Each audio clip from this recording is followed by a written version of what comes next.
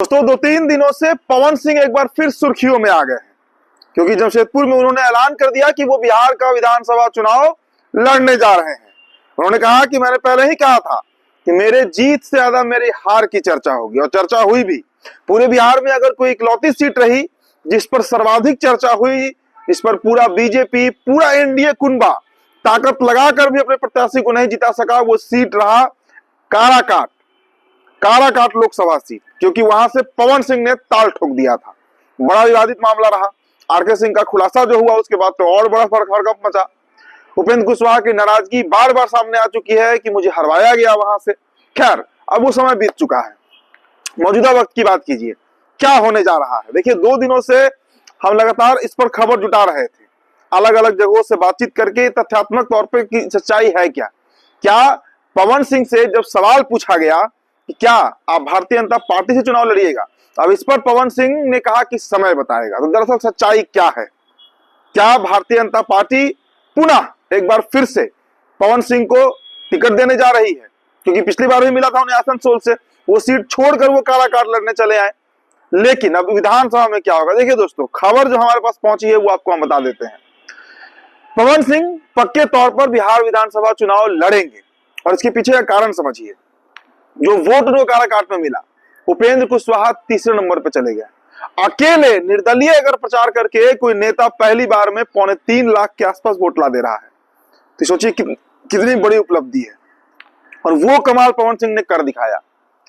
पवन सिंह इकलौते फैक्टर बने थे। पूरे शाहाबाद की मैं बात करता हूं, उसमें आप औरंगाबाद को भी इंक्लूड कर लीजिए। जो 5 सीटें होती हैं, भोजपुर, सासाराम, बक्सर, काराकाट और औरंगाबाद, इन 5 सीटों पर अगर एक तरफा प्रभाव किसी एक नेता का दिखा, नेता तो मैं नहीं कहूंगा, नेता तो बन ही गए हैं, नेता भी कह सकते हैं, तो वो पवन सिंह थे। राजपूत लॉबी खुलकर उनका समर्थन कर दिया। देखिए, पवन सिंह बहुत बड़े नाम है बिहार की राजनीति में नहीं, बिहार में बहुत बड़े नाम है। और बिहार क्या, उत्तर प्रदेश की आप बात कर लीजिए, आज वैश्विक पटल पर पवन सिंह अपनी पहचान बना चुके हैं।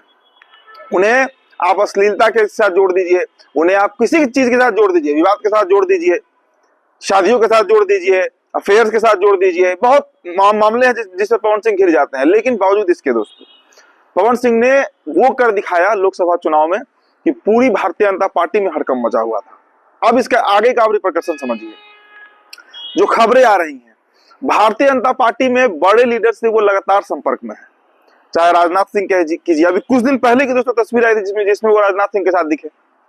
अनुराग ठाकुर से मिल रहे हैं। देखिए, बिहार कर रहे किसी नेता से वो नहीं मिल रहे हैं, क्योंकि उन्हें पता है कि बात उनका बनेगा तो दिल्ली से ही बनेगा, और भारतीय जनता पार्टी से ही वो टिकट चाहते हैं, इसमें कहीं दो राय नहीं है।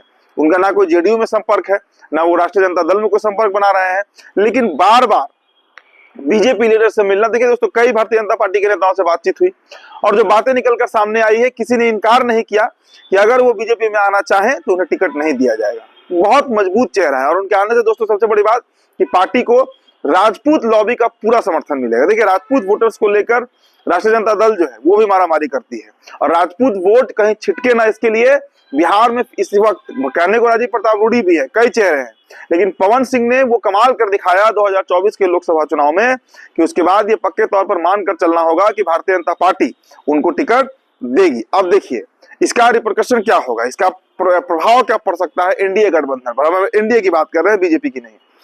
उपेंद्र कुशवाहा की पार्टी बगावती तेवर पर लगातार दिखती है जब भी पवन सिंह का नाम सामने आ जाता है। मतलब राजपूत वर्सेस कुशवाहा जो एक फैक्टर बनता है बिहार में, वो निकलकर सामने आ जाता है।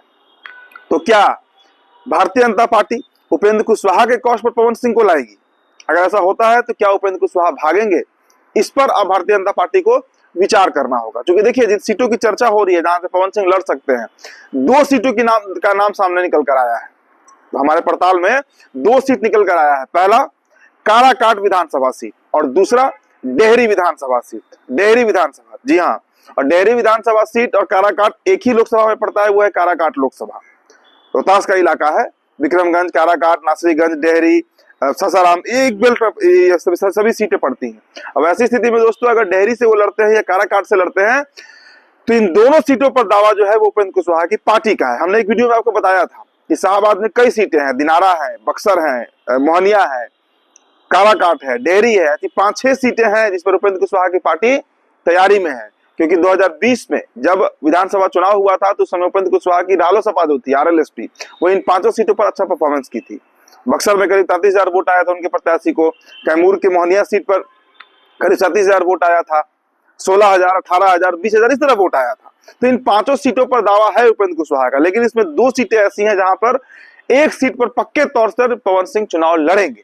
अगर भारतीय जनता पार्टी टिकट दे तब भी ठीक, अगर भारतीय जनता पार्टी टिकट ना दे तब भी ठीक। तो ऐसी स्थिति में दोस्तों भारतीय जनता पार्टी को यह तय करना है कि दरअसल वो पवन सिंह को अपनाती है या नहीं अपनाती है, क्योंकि अगर अपनाती है तो उपेंद्र कुशवाहा की नाराजगी तय है कि वो निकलकर सामने आएगी। फिलहाल दोस्तों इस रिपोर्ट में इतना ही। बहुत बहुत शुक्रिया।